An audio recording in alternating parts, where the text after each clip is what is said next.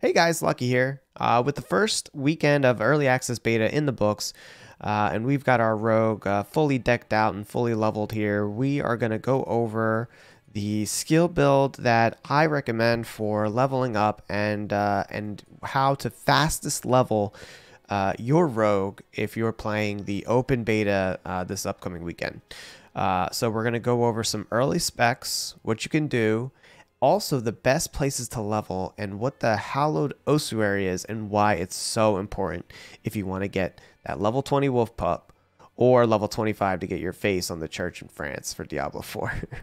So here we're going to go through the build and show you examples of every skill you can use and how it's going to help you grind to level 20 as fast as possible if you don't have time to spend the whole weekend. After you've customized the look of your rogue to look how you like, you're going to name your character and then choose World Tier 2 Veteran. That's going to be how you get the most experience.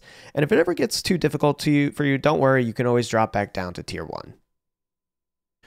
All right, we're going to start us off in the basic skills for the rogue.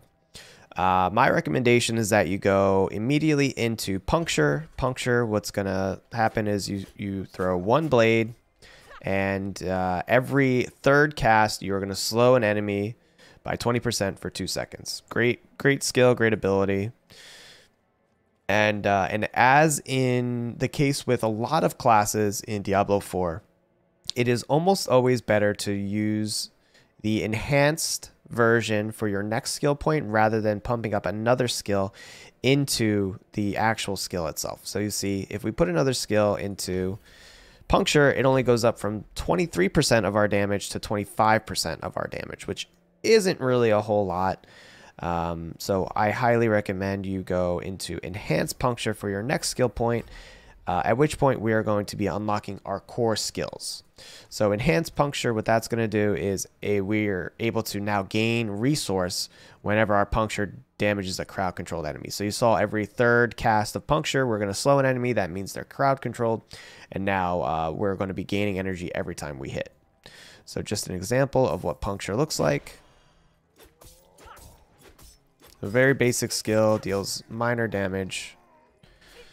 And that's it.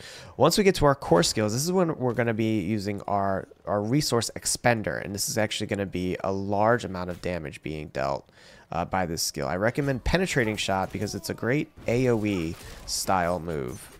It's going to pierce through in a straight line anything in your path, and right now I have a legendary aspect equipped, so we're gonna take that off just for the purposes of the example here, and I'll show you what it looks like. Basically, you can line up a number of monsters and in a straight line pierce through all of them, and in most cases you're going to one-shot everything. As long as you have a decent weapon. So again, in the same vein as our puncture attack, we're going to go from Penetrating Shot to Enhanced Penetrating Shot, and then Improved Penetrating Shot. So just in general in the skill tree, things that you may want to know, if it's a square box, that's going to be a skill that you use, that you equipped into your skill tree. But if you also have these little circle nodes, and these act as passives. So any skill point put into these passives, you get without having to have it equipped. So if if you want damage reduction when you're up close, if you feel like this is going to be better for your build, I recommend testing out things, seeing how it fits into your play style. But you could always use the skill point over in a passive, and gain some additional passive qualities that maybe you didn't have before. After you put a point into Penetrating Shot, you see and both of its enhancements, we're one skill away from unlocking our next skill tree. We're just going to put another point into Penetrating Shot here because it is a great damage dealer. Again, this is going to be how we're dealing the majority of our AoE damage. So that is what I recommend doing with your next skill point.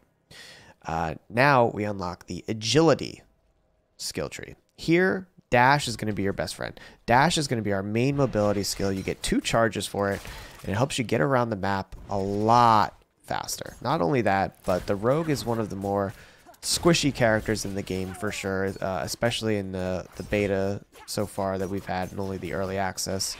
It is the squishiest of the 3 characters available, and you definitely want to have the dash skill to get yourself in and out of bosses, of mobs, and just be able to avoid damage, but also get through the map very quickly. The rogue has incredible speed and incredible damage, and you know, the one area that it lacks is survivability, but the dash skill really helps you get around and avoid damage. So dash is going to be very, very important. After you get dash, you only really need 1 point into it. It's a 1-point wonder. We're not really going to be dealing damage with dash, so I don't recommend going into the enhanced versions of it. Go right back to penetrating shot again and max it out. So now we're going to be doing even more damage with our penetrating shot. Great for clearing a map if they have high density, and also decent for single target damage.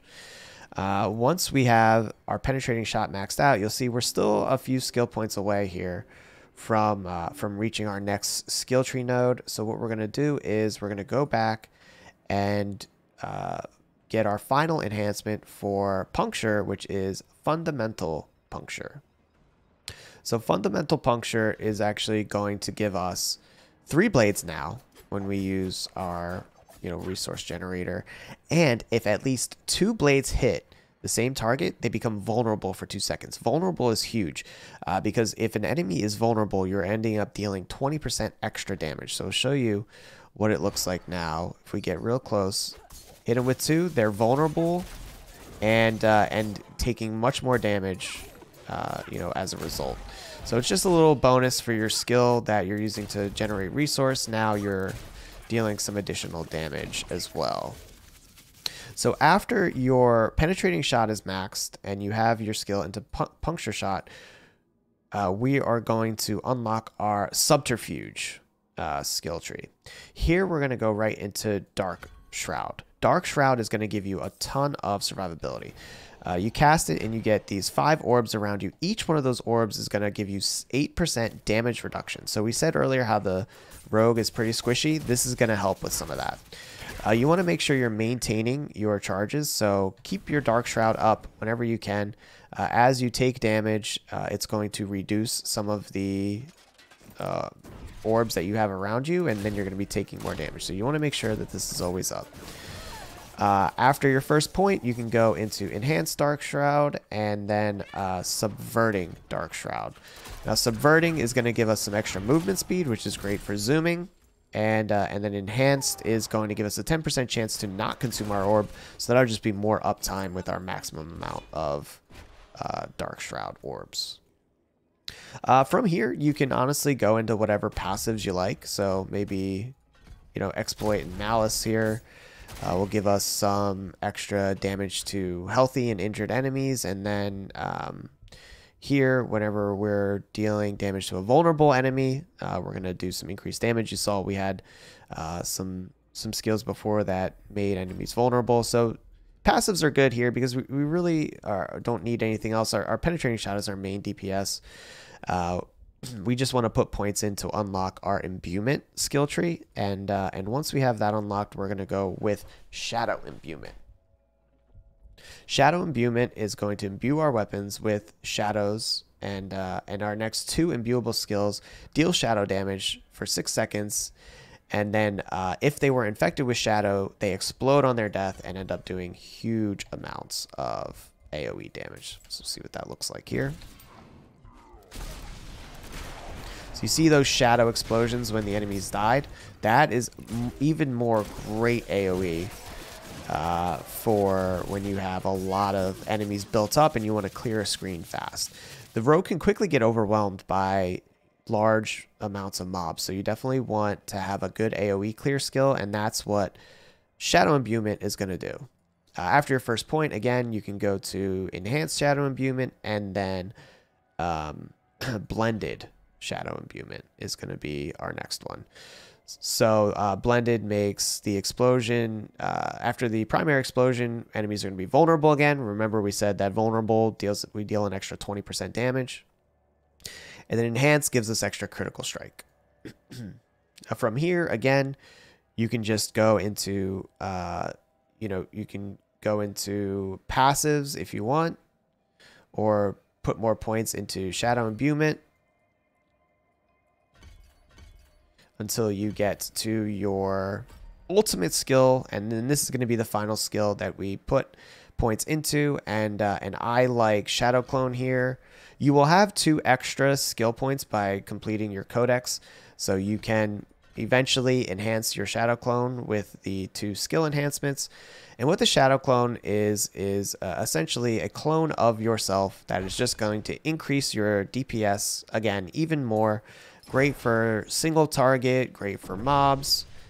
The Shadow Clone fights by your side. Here he is, and he will use whatever skill you use and deal a great amount more damage once you've unlocked that. Then that's going to be at the end of your journey that you get the Shadow Clone. But if you're interested in playing past like level 25, for instance, you'll definitely want him. He's going to increase your clear speed greatly, and so on and so forth. So we talked earlier about the Hallowed Ossuary. This dungeon is where you are going to want to level up your character. Now you can playing through the story mode is great. I highly recommend it. It's going to be a lot of fun. But if you're just interested in blasting and getting to the highest level as fast as possible, you're going to want to do the Hallowed Ossuary. It's got great density and great XP rewards. Once you get to the main town of Kiovashed, here you can see that it is directly to the east. It's going to be the first dungeon you encounter, right to the east. This is kind of the path that you can take to get here. Hallowed Ossuary. And at any point in time, you can go through, kill all the enemies, and once you're done, you just go and reset dungeon like we just did, and you can keep running it over and over. Now, this isn't the most exciting or the most fun way to play this game, so I only recommend it if you're only interested in getting to max level as fast as possible, but this is going to be the best way to do that. So I hope that you guys enjoyed this guide on how to get to max level, as fast as possible, and with the skill tree that I used when I played in the beta.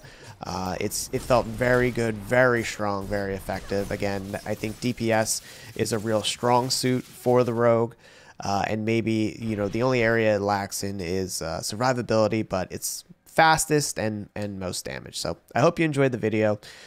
Good luck to you in open beta. If you have any questions, feel free to leave them in the comments, or check out my live stream. We've been streaming a lot of Diablo 4, and you can ask me any questions there. So I'll see you guys in the next video. Thank you.